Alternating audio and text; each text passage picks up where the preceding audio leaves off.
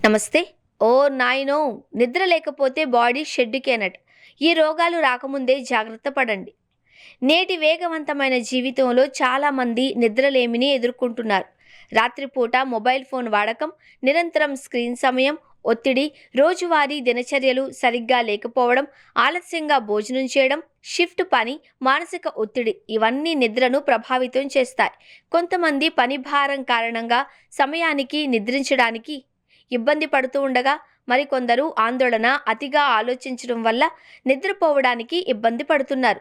అధిక కెఫీన్ వినియోగం, రాత్రిపూట టీవీ చూడడం, నిర్ణీత సమయంలో నిద్రపోకపోవడం కూడా ప్రధాన కారణాలు అని వైద్య నిపుణులు చెబుతున్నారు. అటువంటి పరిస్థితిలో నిద్ర లేకపోవడం క్రమంగా ఒక అలవాటుగా మారుతుంది. ఇది శరీరం సహజ నిద్ర సమతుల్యతను దెబ్బతీస్తుంది.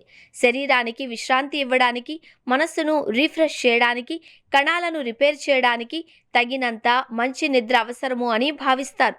తగినంత నిద్ర లేనప్పుడు శరీరం, మనస్సు రెండూ ప్రభావితమవుతాయి.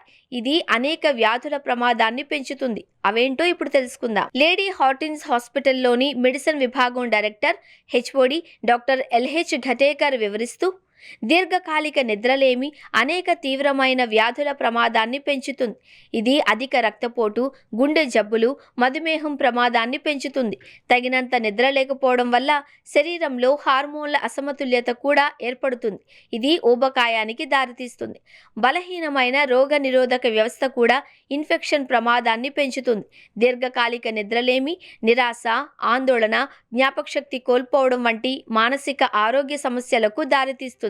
అందువల్ల నిద్రను నిర్లక్ష్యం చేయడం ఆరోగ్యానికి హానికరం. నిద్రలేమి లక్షణాలు క్రమంగా కనిపిస్తాయి. సాధారణ సంకేతాలలో రోజంతా అలసట, చిరాకు, తలనొప్పి, దృష్టి కేంద్రీకరించడంలో ఇబ్బంది, ఏకాగ్రత లేకపోవడం వంటివి ఉంటాయి.